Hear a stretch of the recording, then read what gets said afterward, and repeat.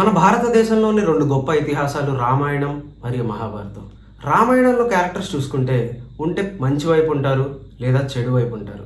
కానీ మహాభారతంలో అలా కాదు. ఇందులో చాలామందికి గ్రే షేడ్స్ అయితే ఉంటాయి. అందుకే మహాభారతం మీద వచ్చిన కథలు చాలా ఇంట్రెస్టింగ్గా ఉంటాయి. మన తెలుగు సినిమాలో మహాభారతం మీద చాలా సినిమాలు అయితే వచ్చాయి. అందులో మెజారిటీ సీనియర్ ఎన్టీఆర్ గారు నటించినవి ఉన్నాయి. అండ్ హిందీలో 100+ ఎపిసోడ్స్తో మహాభారతం ఒక సీరియల్ కూడా ఉంది. కానీ ఎన్ని సినిమాలు వచ్చినా ఎన్ని సీరియల్స్ వచ్చినా మహాభారతంలో డెప్త్ అయితే ఎవరూ పూర్తిగా చూడలేదు.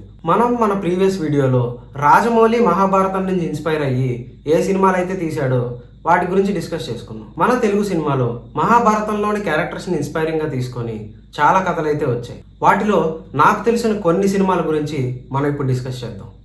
వీడియోలోకి వెళ్ళే ముందు టాపిక్ ఇంట్రెస్టింగ్ అనిపించిందా?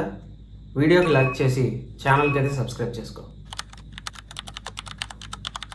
చేసుకున్నావా? అయితే స్టార్ట్ చేసాం. శేఖర్ కమ్ములాస్ లీడర్. రానా తన ఫస్ట్ సినిమాతోనే ఒక స్ట్రాంగ్ పొలిటికల్ డ్రామాతో ఎంట్రీ ఇచ్చారు. స్టోరీ విషయానికి వస్తే సంజీవయ్య గారు చనిపోయిన తర్వాత స్టేట్కి సీఎం ఎవరు అవుతారు అనే డిస్కషన్ సంజీవయ్య ఫ్యామిలీలో అయితే వస్తుంది. సంజీవయ్య గారు వారసుడు మన అర్జున్ ప్రసాద్. అండ్ మన అర్జున్ ప్రసాద్కి కజిన్ ధనుంజయ్. ఆ ఫ్యామిలీకి పెద్ద కోట శ్రీనివాసరావు గారు.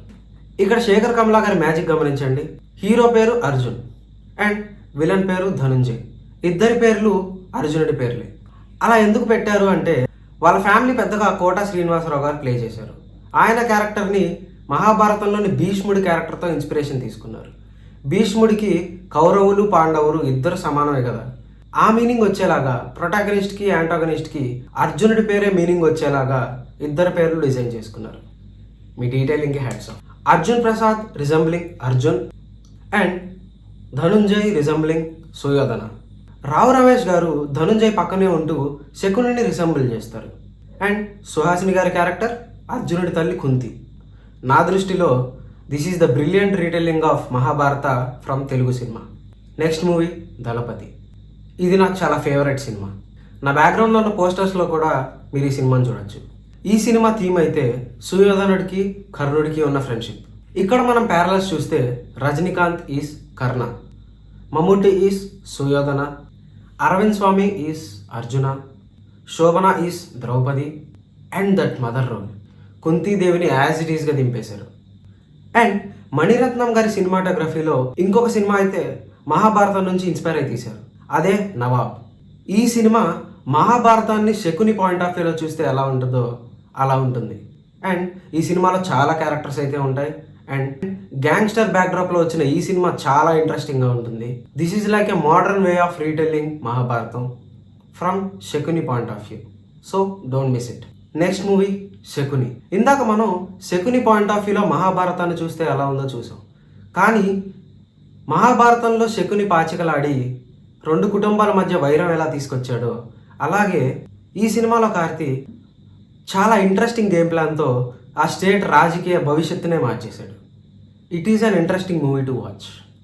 Next one Nani's gang leader. This cinema is an interesting adaptation of Mahabharata. Director ఎంత అందంగా మహాభారతాన్ని అడాప్ట్ చేశాడంటానికి ఈ ఒక్క సీన్ చాలు.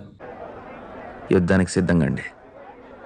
సమర సంకం నేను ఎవడు ఎవడు ఎవడెదురైనా గడకు మనకు ఎముడెదురైనా ఎగబడి తరిమి తరిమి తెగ తరిమి తరిమి నరకమున వరకుతోతా. ఆ లాస్ట్ షాట్ చూస్తే చాలు మహాభారతంలోని ఏ క్యారెక్టర్ ఎవరికి అప్లై అవుతుంది అని చెప్పడానికి. నెక్స్ట్ మూవీ భీష్మ పర్వం. మమ్ముట్టి గారి కెరియర్లో ఇది ఒక interesting cinema. This cinema is a clever adaptation of Mahabharata.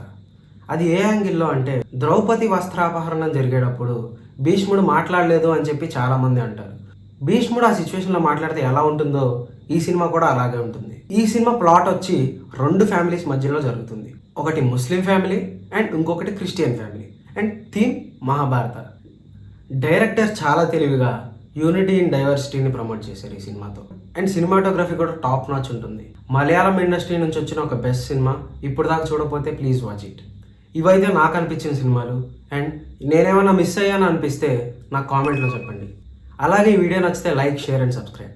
Hit the bell icon for more updates. Thank you.